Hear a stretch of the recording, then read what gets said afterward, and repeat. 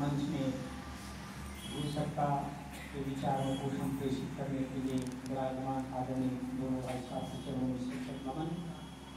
और 9 दिन तक के तपने वाले हमारी समस्त तपस्वियों के चरणों में सत नमन। हमारी देवी स्वरूपा माताएं, हमारे देव स्वरूप भाई, जिन्होंने 9 दिन तक के 1000-1500 किलोमीटर की दूरी तय करते हुए इस गुरु धाम में पधारे हैं। 9 दिन में गुरु की और गुरु माता की ऐसी आत्मिकता है तो मेरे ख्याल से सब अपने अपने घर की सुधि तो भूल ही गए होंगे। अब जब विदाई की बेला है तब चिंतन जो है घर की ओर आ रहा है, तो हम छोटे छोटे नन्हे बच्चे गुरुदेव के सुदूर छत्तीसगढ़ के वनांचल क्षेत्र सूर्या विकास खंड से आते हैं, राजनांदगांव जनपद से। और हम सब अपने छोटे छोटे कदमों में गुरु कार्य को करने के लिए अग्रसर होने की कोशिश करते हैं।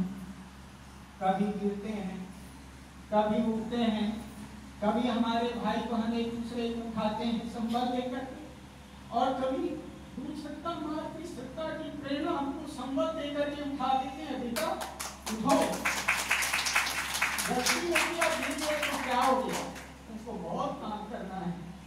हम लोग ज्यादा न शिक्षित है, प्रशिक्षित है, न धन है, न मन है, जन है, केवल भाव और श्रद्धा है गुरुदेव माता जी के चरणों में। इस ब्रह्म वर्चस्व की 24 दिव्य शक्तियों को हम भाव भरा निमंत्रण देते हैं। माँ भगवती गायत्री को निमंत्रण देते हैं।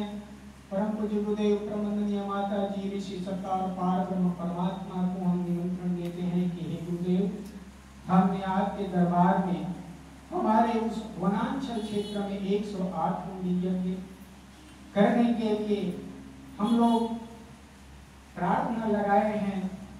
उस प्रार्थना को स्वीकार करके हम न उसकी संजाम जुटा पाएंगे, न व्यवस्था कर पाएंगे, लेकिन प्रार्थना है आपसे, सरंजाम भी आपको जुटाना है, व्यवस्था भी आपको जुटाना है।